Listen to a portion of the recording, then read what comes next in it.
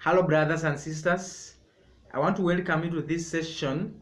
This session is one of the very important sessions in sign language. This session is all about preparation for an examination, not just an examination, the Kenyan Sign Language examination. So I'm going to give you the techniques, skills, and knowledge on how you should handle questions in sign language.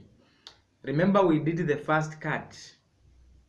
So it's very important that after having seen what most of us captured and failed to capture in the last cut, that I give you the preparation that you'll have to take from today onward when it comes to taking a Kenyan Sign Language examination. Now, what are its preparation? Number one, I'm going to talk about numbering of the examination. How do you number the exam in sign language? Now, numbers, we learned about numbers. This number, 2 times 1, 2, that's to number with a plain face. So this is to number. So number 1, that's how in sign language a signed exam can be numbered. So when you see the examiner doing, that means number 1. Or sometime, because of variation in signings, numbers or to number can also be signed like this. This one, just touch here like this. So it can be number 1 or number 1, depending on the flexibility of the hands of the one giving the examination. So in the future, when you see me giving those signs, especially in a receptive examination, when I say this one, that's number 1. That's number 2, meaning question number 2. So those questions will be numbered like that. And it's very important that you know how to number these questions. When it comes now to writing the examination, it's very important that you capture the numbers of the examination, especially in this system, online system of examining. Remember, like our case, the marking is computerized. So if you fail to number, definitely we'll have now to do the manual marking. And you can imagine how many scripts we are marking. We'll be marking if all of us we did that mistake. So make sure you number. If question 1 has Roman 1, 2, 3, write number 1, Roman 1. Write number 1 question, Roman 1, Roman 2, like that. So numbering is very important in an examination, in a Kenyan Sign Language examination. So that's all about numbering. And number 2 is about vocabulary question writing. Vocabulary question writing. For example, the normal way of signing the of a word like mother is this, with accompanied with you must accompany mouthing. You mouth. That's mouthing. It's a skill in sign language. So, but when it comes in an examination, the examiner will not mouth. So he or she can sign like that. So what's important about these vocabularies during examination is the place of articulation and how it's articulated. It will give you the meaning of what the examiner is testing you. So it's very important that you look at the examiner, especially the facial expression and the body language, and how a word is articulated to get the meaning of the word. Very important. So another word, like for example the one that was in the last exam, this word was sideway. When you do this one, it becomes you, and this one is you for plural. You for singular is this one. You point at a person, you. So this one is you for plural, in front of your body. But when you make that sign sideway, it means something else. So this is them, because you are doing on the side. of your body. So them, then selves, themselves, themselves, or sometime themselves can be signed like that, themselves like that, without this word. So what's important is the place of articulation and how a word is articulated. You have to mark that one in sign language examination in future. The next one is about when it comes to sentence questioning, sentence question writing. How do you write examination involving sentence questioning? Number one, for example, based on variations in different examiners, one of the examiner can sign like this. Let me give you the sentence. My mother is very sick. My mother is very sick. So this one sentence can be signed like this in different forms. But when it comes to writing in English, you must write, my mother is very sick. So we go. One of the examiner will sign like this. My mother is very sick. So that one you get it direct. You put it the way you have seen. It's very direct. Another form of signing this same sentence can be like this.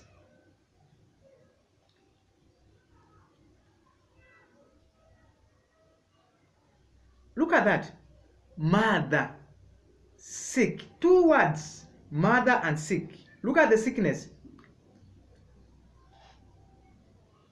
So when you see mother, sick, what do you think? Plus exaggerated facial expression.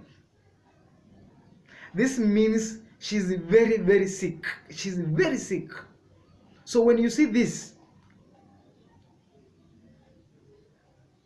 in English, when it comes to writing, you write, my mother is very sick.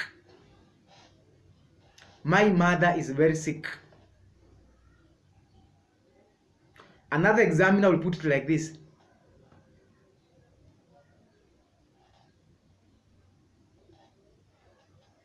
So those are three different ways of signing that sentence, and it depends or it varies from one signer to another. So be very careful when it comes to examination. Another example is Peter is eating. Peter is eating. So the name Peter will be finger spelled. P-E-T-E-R. Then is eating slowly. So one of the signer will sign like that. So we go, one of the signer, Peter is eating slowly, like this.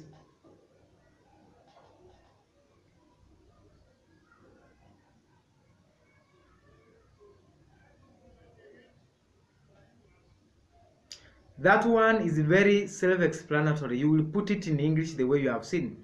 Peter is eating very slowly. Another examiner will put it in this form. Peter is eating slowly will also be signed like this. First, the name.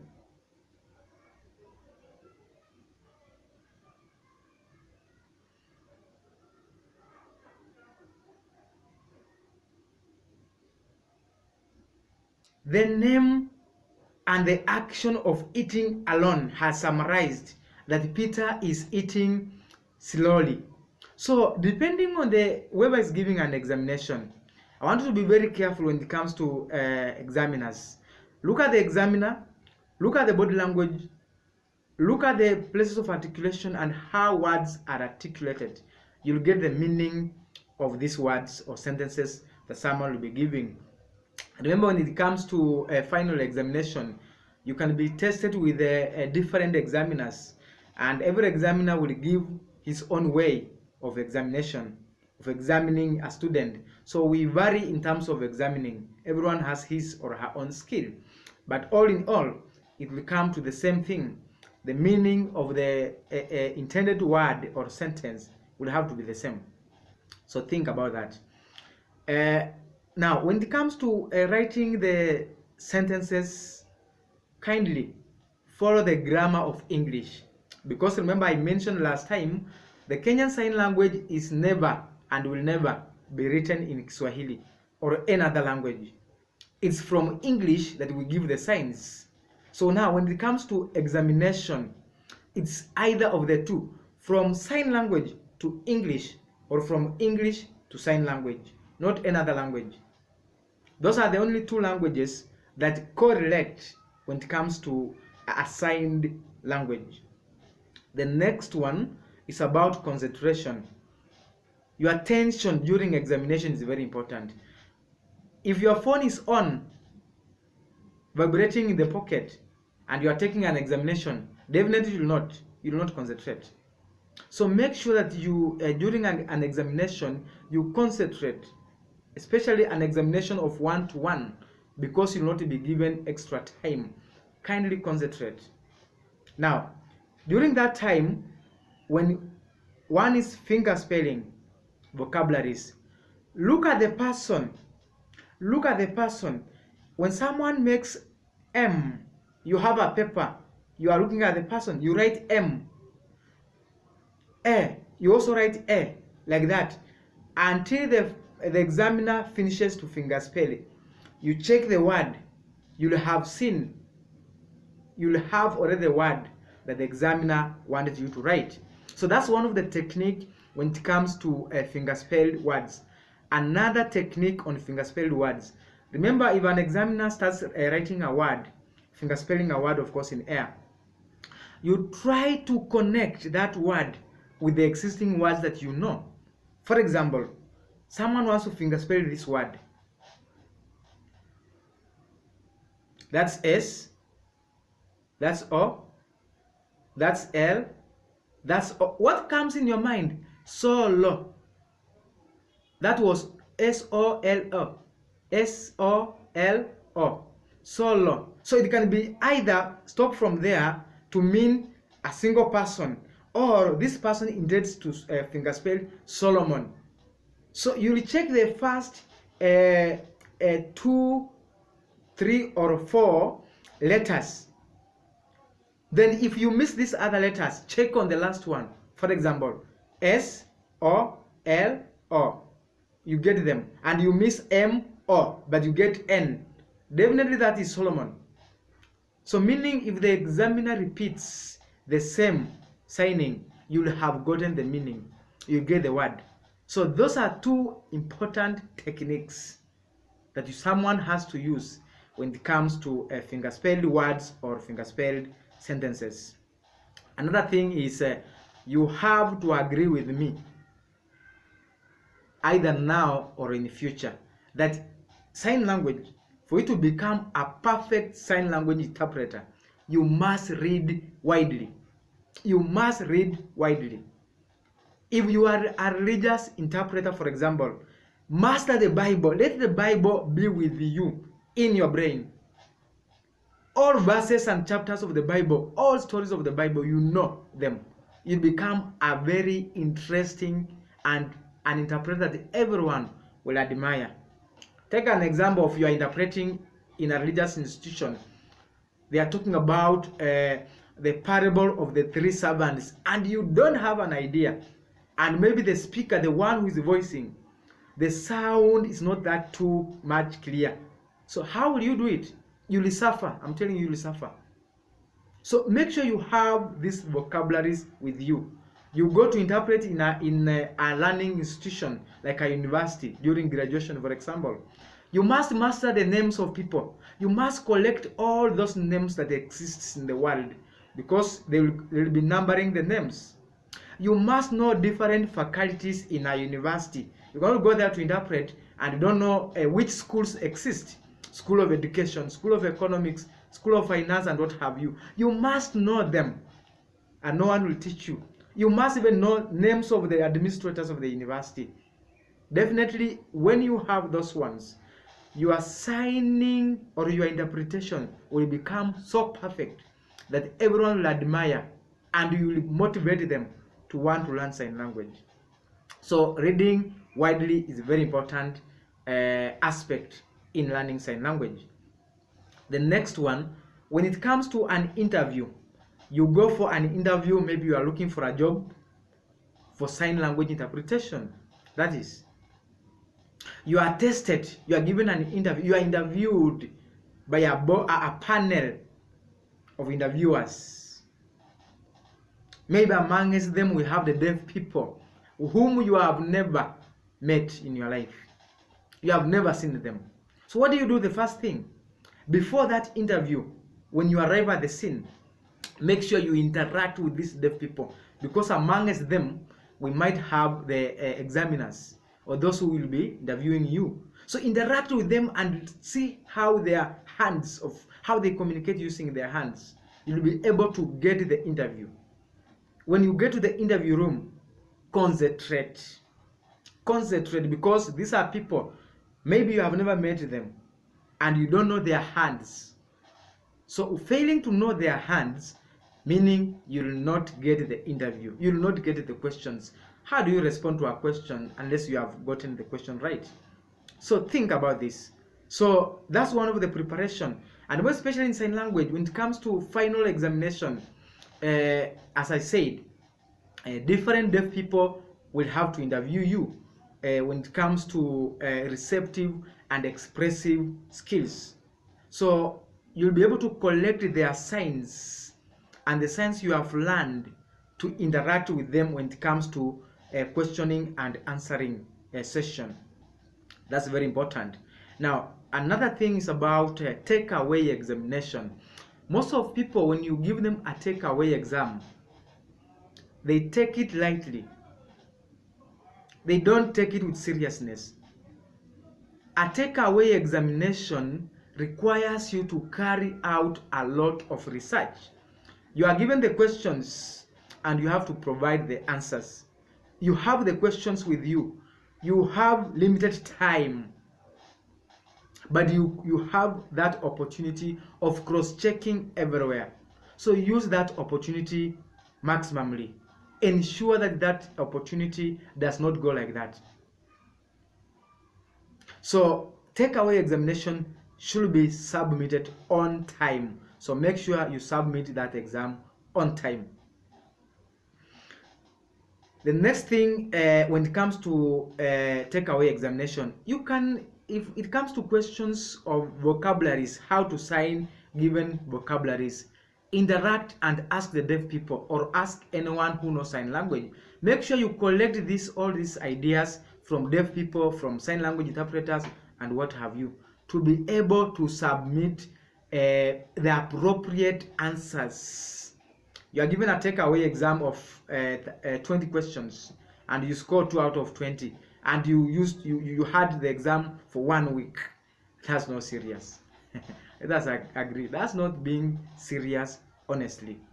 Take your time, research during a takeaway examination.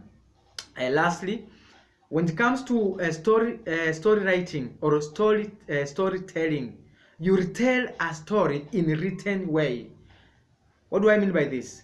An examiner gives you a story in sign language. A story is signed, so you have to look at the examiner, the body language, the facial expression, how the words are articulated, then you write. So how are you going to take this examination?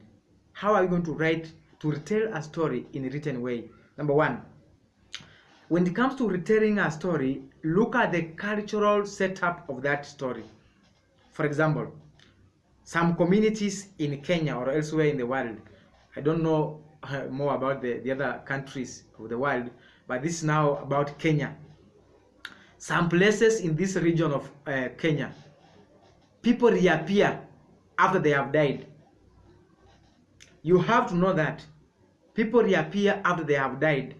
Who on this earth will stand and wait to see someone coming who died and has reappeared? Everyone will take off. So when you are being given that story, for example, a story of where a person died and reappeared after some time, and people saw him or saw her, give us a different take from people on how they will react.